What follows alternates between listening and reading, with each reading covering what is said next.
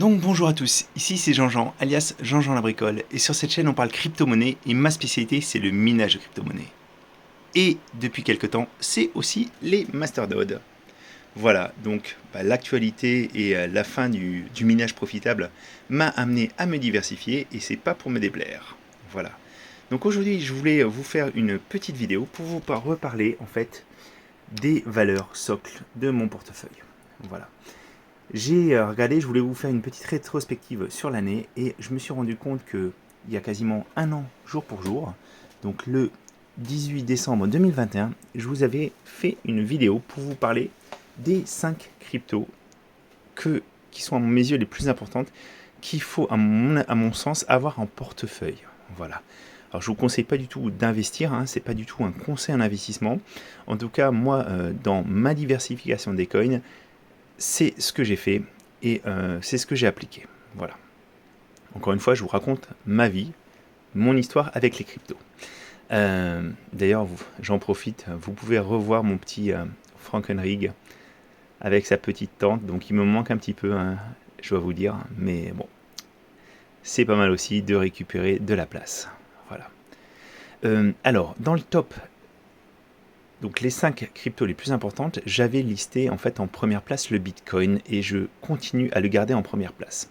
Donc à l'époque, ça a représenté à peu près 50% de mon portefeuille. J'avais commencé à diversifier justement parce qu'en fait, avec la montée en puissance des altcoins, je m'étais dit, il ne faut pas que je passe trop à côté, hein. Donc Bitcoin, plus de 50%. En ce moment, je suis en dessous des 50% parce que j'ai une partie qui est bloquée chez Celsius. Mais j'aimerais bien vraiment garder au moins la moitié de mon portefeuille sur du Bitcoin parce que c'est quand même une valeur qui est vraiment l'or numérique. Ça, on ne peut pas lui enlever ce rôle et j'en suis convaincu. C'est une des valeurs qui est très résiliente pendant les périodes de crise et c'est peut-être ce qui malheureusement nous attend. Voilà. Dans la deuxième valeur, j'ai mis l'Ethereum. Je l'avais aussi mis l'année dernière. Donc l'année dernière, on pouvait encore le miner. Et malheureusement, ils nous ont fait vraiment un sale coup. Alors, ce qui est positif, c'est quand même que la transition s'est faite sans accroc, hein. Le système en POS fonctionne très bien, en Proof of Stake. Ce qui est dommage, par contre, c'est que ça m'a enlevé ma principale source de revenus dans les cryptos, hein.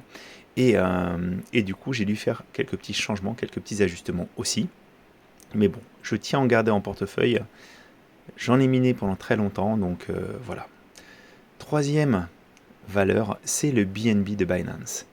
Donc, je vous en avais déjà parlé l'année dernière, donc à un an jour pour jour. Je considère que Binance, c'est quand même un exchange hors du commun. Il n'est pas au même niveau que les autres. Et je vous avais montré l'année dernière, et c'est vrai cette année aussi, si vous allez sur CoinMarketCap par exemple, si vous regardez un petit peu le volume d'échange sur 24 heures, Binance, on est à plus de 5 milliards 6, et en fait, sur les échanges spot, et c'est plus que l'ensemble du top 10 réuni. Voilà. Donc, il y a une vraie prédominance de Binance sur ça. Binance a son propre token avec des systèmes de burn réguliers et ils arrivent à garder une certaine valeur sur ce token. Donc moi, j'ai réussi à passer le cap des 10 BNB et ça me permet aussi d'utiliser la Binance Card pour faire des achats. Donc je ne l'utilise pas pour vendre mes cryptos, mais je l'utilise pour acquérir des BNB supplémentaires en chargeant la carte, en chargeant le compte avec des euros. Et ça, c'est aussi une des choses qui a changé en 2022. En 2021 et jusqu'alors, en fait, je ne faisais pas d'investissement dans les cryptos. C'est-à-dire que j'utilisais uniquement le fruit de mon minage que je convertissais dans d'autres tokens. Voilà. Mais avec les différentes baisses qu'il y a eu et avec ma volonté d'être toujours un peu plus présent dans l'écosystème, en 2022, je me suis résolu aussi à investir un petit peu d'argent dans les cryptos. Voilà. Donc pas uniquement le fruit de mon minage, mais aussi de l'argent dont je dispose par mon travail, tout simplement. Voilà. Alors, passé ce top 3, j'avais listé en top 4 et 5, c'était le Polkadot, le DOT et le projet Avalanche. Donc c'est deux coins que j'ai enlevés de mon classement. Alors, je garde toujours du DOT. J'ai regardé aujourd'hui, c'est assez impressionnant la chute. Parce qu'en fait, le DOT, moi, je l'avais acheté aux environs de 4 euros. Et effectivement, il est revenu, il est redescendu à 4 euros. Sachant que moi, à un moment, c'était une valeur qui était au-delà des 30, si j'ai pas de bêtises. Donc vraiment, il y a eu une grosse chute. Il y a eu des parachaînes qui ont été lancés, ça s'est bien passé. Le DOT, c'est une valeur qui est intéressante. Je dis pas que je vais pas m'en séparer de ce que j'ai, mais aujourd'hui, dans les valeurs, à mon avis, qui sont les plus importantes à mes yeux, ça n'en fait pas partie. Ça n'en fait pas partie. J'ai préféré remplacer la quatrième position par l'Atome. L'Atome, je trouve que c'est un projet qui est très bien. J'aime beaucoup, j'ai appris à aimer grâce à Jules, la femme du mineur, le Cosmos Hub. Ça permet de faire plein de choses. Alors c'est une partie qui est plus technique, mais le Delegate Proof of Stake, c'est quand même très sympa. Il y a des rendements en plus à faire sur l'Atome qui sont très intéressants. On est à plus de 20% d'APY et on conserve ces fonds. Hein. Donc c'est pas, on les donne pas à un tiers, on les a en portefeuille. Donc vraiment, ça c'est topissime. Donc le projet Atome, moi je suis dedans. En tout cas, pour 2022-2023, on verra après ce que ça donne. Hein. Et le dernier, suspense à son comble. Le dernier, c'est Solana, le Sol. Alors, j'ai décidé de le garder parce que malgré tout ce qui s'est passé, je vous rappelle que FTX était un des grands soutiens de Solana, la chaîne s'est arrêtée à de multiples reprises. Malgré tout ça, le projet continue de se construire. C'est une approche qui est un petit peu différente d'autres blockchains. C'est la blockchain originale de pas mal de projets de NFT aussi. Et moi je pense qu'en fait, ce coin il a été bradé et ça reste quand même une valeur montante à mon sens. Alors après, encore une fois, je vous le dis, moi je vous raconte ma life. C'est ma life, c'est les cryptos qui sont le plus importantes à mes yeux. Je vous conseille pas du tout d'aller investir des milliers des cents dans les cryptos. Faites bien attention. 2022 a bien aussi prouvé qu'il y avait un problème sur la régulation des différents exchanges.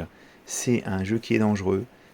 En 2022, j'ai rapatrié beaucoup de mes fonds sur ma Ledger. J'ai plusieurs wallets, des hot wallets.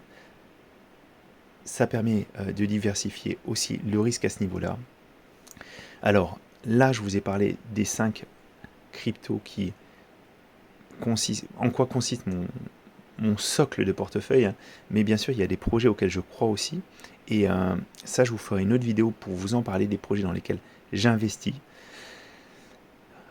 Bon, il faut pas se mentir, 2022 c'est quand même vraiment catastrophique. Je suis pas hyper positif sur le début d'année 2023 parce que on a vraiment ce problème de la régulation qui arrive, la confiance qui est vraiment rompue, le FUD à tout va, que ce soit des différents patrons d'exchange, des différents influenceurs divers qui lancent, qui crient au loup dans tous les sens. Et c'est juste abominable. Franchement, j'aimerais bien qu'on puisse avancer. J'aimerais bien qu'on puisse passer à autre chose. J'aimerais bien aussi trouver un projet qui redevient minable pour nous, parce que le minage de crypto-monnaies, c'est quand même quelque chose qui est super sympa. J'ai appris beaucoup de choses dernièrement là, à l'aide de mon confrère Makertronic sur certaines cryptos vraiment très early, où il faut vraiment aller dans l'OS et configurer les choses.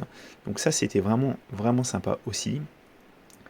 Bon, j'espère ne pas faire fausse route. Hein. Je l'avais déjà mis l'année dernière, je le remettrai ici. Hein. J'ai regardé un petit peu les commentaires qu'il y avait eu. Il y en a qui me parlaient de Elrond. Oui, Elrond, ça n'a pas trop mal marché. Hein. Le Sikabi, parfois, par contre, ça, Sikabi, Flux, Cadena. Oui, alors il y a des gens qui se sont positionnés sur le CRO et moi aussi, j'ai fait un petit peu. Je m'étais pas mal positionné. Malheureusement, c'était pas le meilleur move qui soit. Mais encore une fois.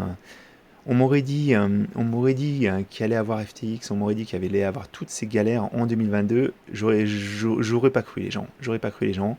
Je vous remercie aussi pour tous ceux qui sont abonnés à la chaîne parce que je viens de voir ça.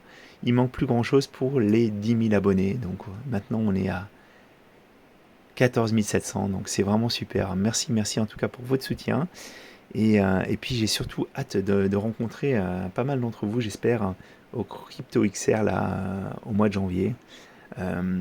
Lors de mon dernier event où j'ai été chez Swissborg d'ailleurs, j'ai oublié de le dire, mais j'ai rencontré Paul, qui est quelqu'un qui me connaît par la chaîne, et on a pu échanger pendant presque une petite heure. C'était super sympa, j'ai beaucoup apprécié. Ça a l'air d'être quelqu'un de très sympa, et voilà. Donc j'espère qu'on va, en tout cas, j'espère sur 2023 faire de belles rencontres.